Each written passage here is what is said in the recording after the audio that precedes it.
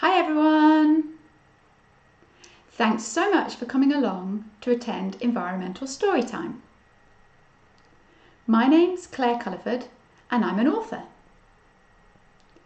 I've written a series of children's books to help you all learn about the different environmental issues we're facing in the world right now.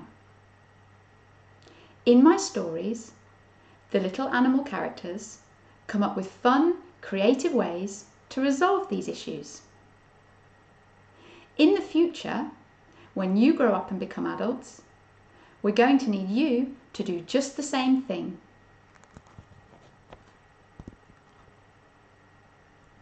Paula the parrot and I would love to share our story about air pollution and ecotourism with you.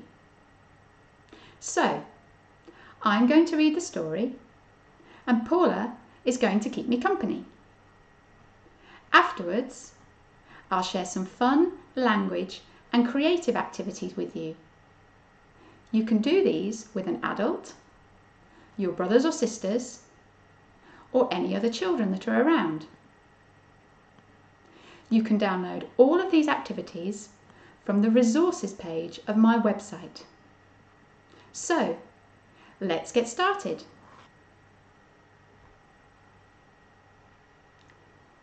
Paula is a parrot. She's a squawky, talky parrot. She loves the sound of her own voice. As she's young, she's only just discovering the different noises she can make. Paula is an adventurous parrot. She loves flying through the trees in the forest from branch to branch. Her mother always tells her to be careful and not to go too far. Paula and her friends like to fly around and make lots of noise when visitors come to see them in the forest. The visitors take photos of them with their cameras. Click, click, click. It's almost like the parrots are film stars. Unfortunately, some days Paula has a cough. Her best friend Priya often has a cough at the same time. On these days, their mothers don't let them go out to play. So they stay at home and rest their voices.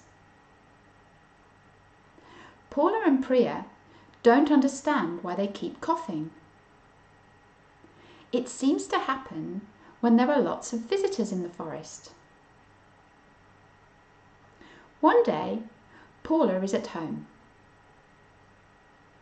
Her mother has given her some berries to help her throat and told her to rest her voice and her wings. Paula still likes to look down from her home and watch all the visitors arriving in the forest. "Mum, my throat hurts again," says Paula, in between coughs. "I know, dear. But if you rest your voice today, then tomorrow you'll feel much better," says her mum. She gives Paula's back a gentle stroke with her wing. "But why does the cough keep coming back?" asks Paula, a little scared. "Is it something serious?" "Oh no," says her mum. "The cough you have is because of the cars that come to the forest. Some of them have bad engines that produce fumes which make the air dirty. That causes air pollution. The fumes get stuck in your throat if you get too near to them. You young parrots like to fly around close to the visitors, so the fumes get into your beak." "Do all cars make me cough?" Paula asks. There are some cars with good engines, Paula's mum explains. Those cars don't make fumes at all. They're better for your throat and for the air too. They're even better for the trees in the forest. Paula thinks this is really interesting, and when she's better, she rushes to tell Priya. What do you think we should do? Asked Priya. I like flying around the visitors, but I don't want to keep getting a cough. Paula, who is an adventurous parrot, can't bear the thought of not being able to fly around. So she starts to think. And then she has an idea. Perhaps we could just fly around the visitors that come on a bicycle or on foot, she suggests. That's a really good idea, says Priya. Maybe we could fly around the visitors that come in cars with good engines too. We'll just avoid the visitors who come in the cars with bad engines that make fumes. Perfect, squawks Paula. And so, once they are better, Paula and Priya put on a display for the visitors again, flying up, down, all around, and squawking at the top of their voices. However, they make sure to avoid visitors who come in the cars that make bad fumes. This probably leaves some visitors very confused. They have been told you can always see parrots in this forest. Yet some visitors don't see any parrots at all. As the visitors realise over time what is happening, more and more of them arrive in cars with good engines, or on bicycles, or even on foot. Paula and Priya notice that their coughs have stopped, so they can fly around the visitors again. Everyone is happier. The visitors get to see the parrots. Click, click, click. And Paula and Priya have helped make the air in their forest much cleaner. Some questions for you to think about. Does air pollution make the air dirty or clean? What kind of cars have good engines?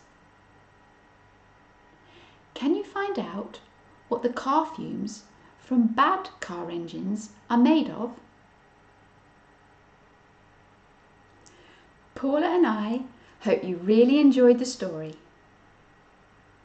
We're now going to show you some activities that you can do to help you think about the story, its characters, air pollution, and ecotourism. For some of the activities, you'll need to try and remember what happened in the story. First of all, there are 2 pictures for you to colour in. These come from the book, and you can decide what colours you want to use. Paula is a hyacinth blue macaw parrot. They're usually found in Central and Eastern South America. They live in rainforests, like the Amazon rainforest. From their head to the tip of their tail, they're about 1 metre long. That's longer than any other species of parrot.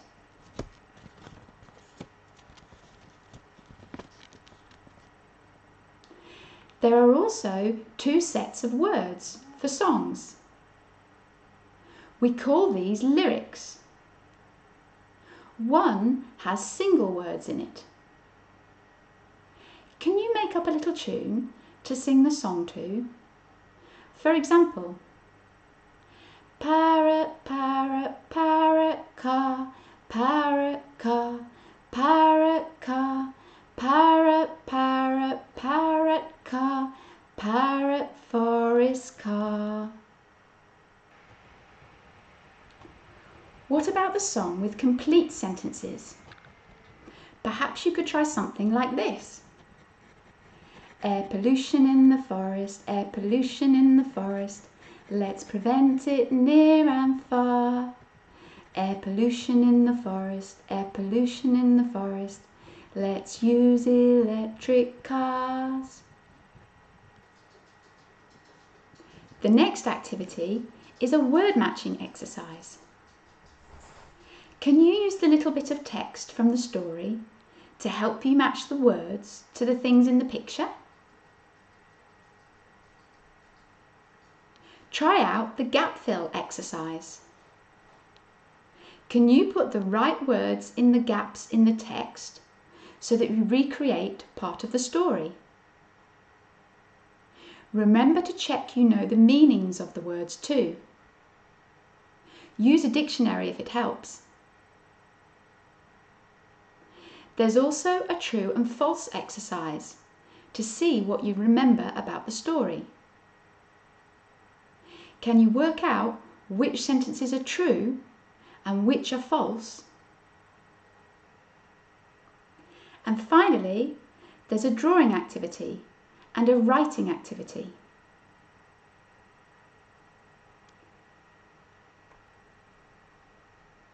If you've read the book, can you remember some of the pictures from it? If not, you might want to use the picture behind me. Can you draw that or your favourite picture from the book? And can you remember what happened in the story? Can you write about your favourite part of the story and why you like it?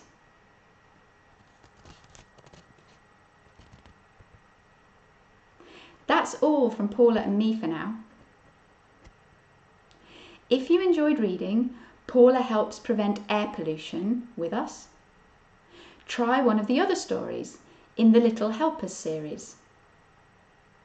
You can find them in bookshops like Waterstones and your local bookstore, on Amazon, or on my website www.claireculliford.com. Take lots of care. Bye for now.